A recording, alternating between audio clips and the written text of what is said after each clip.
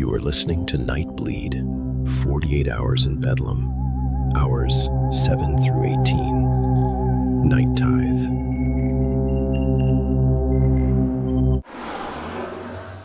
The convoy moved fast. 3 black SUVs, tight formation, cutting through Bedlam's outer ring expressway. Rain began without warning, scattered at first, then steady. Headlights smeared into streaks across the windshield. Adrian sat in the rear of the middle vehicle, staring at his tablet. He had rerouted the convoy twice already, randomized the path, switched lanes without signaling, changed exit trajectories. The grid showed no anomaly, no pursuit, no flagged vehicles, no suspicious clustering. "Speed up," Adrian said. "We're already pushing 90, the driver replied. "Push harder." Behind them, the third SUV drifted slightly to block a merging sedan. Standard defensive maneuver. Professional. Predictable. Adrian hated predictable. His tablet chimed. A new live feed opened. He hadn't authorized it. Highway Traffic Cam 77C. The frame showed the convoy. From above, a drone, perhaps? Adrian's stomach tightened. That angle shouldn't be accessible externally. The camera feed glitched. Frame distortion. Rain streaking across the lens. Then, a shape entered the far edge of the screen. Low, black, moving faster than traffic. Not weaving, deliberate. The bike stayed 2 lanes over, half obscured by a delivery truck. Adrian zoomed. The system sharpened the image. Matte black frame, minimal profile, no chrome glare. Headlight narrow and surgical. The rider leaned forward, body compact, efficient. The feed pixelated for half a second, then cleared. The bike was gone. "Check rear visual," Adrian snapped. The lead SUV driver responded. "Nothing behind us but standard flow." Adrian switched to satellite overlay. Rain interference reduced resolution. But then, there, between vehicles, closing, the motorcycle slid into view again. Silent in the data. No plate capture, no registration ping, no traffic ID match. Adrian's throat went dry. "Third vehicle," the driver's voice crackled through comms. "We've got a bike moving, aggressive as hell on the left." Adrian's screen showed it clearly now. The motorcycle pulled alongside the rear SUV. The rider's head turned slightly. Just enough. A partial reflection of white in the side mirror. Then the bike accelerated. Not past them. Into them. The motorcycle clipped the rear SUV's front quarter panel with surgical precision. Not a crash, a destabilization. At 90 miles per hour. The rear SUV fishtailed. Driver corrected. Overcorrected. Hydroplaned. The vehicle spun, slammed into the median barrier, rolled once, and exploded into a shower of sparks and shredded metal.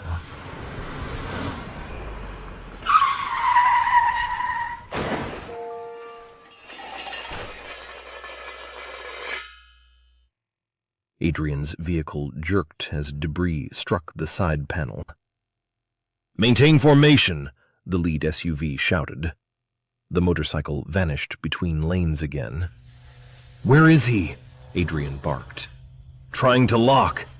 Static. Adrian's tablet flickered. For half a second, the motorcycle camera feed switched to a closer traffic cam. The rider passed beneath it. The angle caught him mid-lean.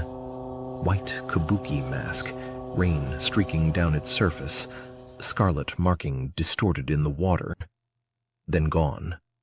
The bike surged forward. Night Tithe. It moved like it wasn't subject to the same physics as the other vehicles. No wobble, no wasted lean, no panic. The lead SUV swerved to block. The motorcycle dropped to gear. Engine roared now, deep, violent, mechanical. It cut inside the guardrail curve, impossibly tight. The SUV driver cursed. The bike reappeared in front of them, too close. The rider didn't look back. He simply reached behind him. A small object dropped from his hand. It struck the wet asphalt.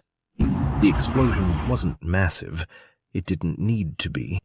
It ruptured the lead SUV's front tire at full speed.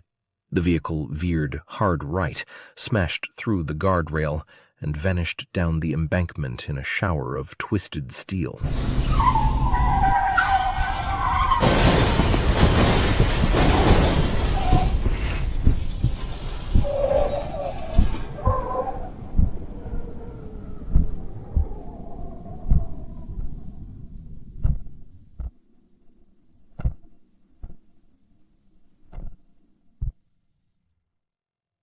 Adrian's SUV was alone now. Driver pale, hands shaking. "Stay straight," Adrian hissed. "Stay straight." The rain intensified. Visibility dropped. Adrian checked the grid. No motorcycle on traffic cams. No satellite lock. Nothing. Then, the sound. Not from the front. From behind. Low. Approaching. Night Tithe slid into view beside them, close enough that Adrian could see droplets running off the rider's shoulders. The rider matched their speed, looked over. Calm. Adrian felt something break inside his composure. "Hit him!" he screamed. The driver jerked the wheel left. The motorcycle disappeared, not swerving away, dropping back.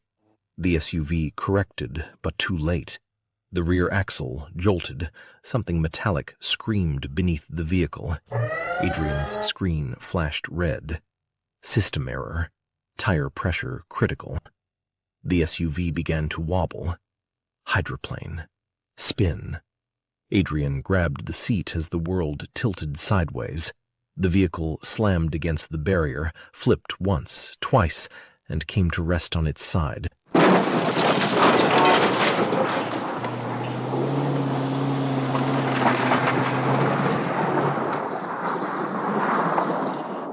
Rain poured in through shattered glass. Airbags deployed. Smoke filled the interior. Adrian hung suspended in the seatbelt, ears ringing. He tasted blood.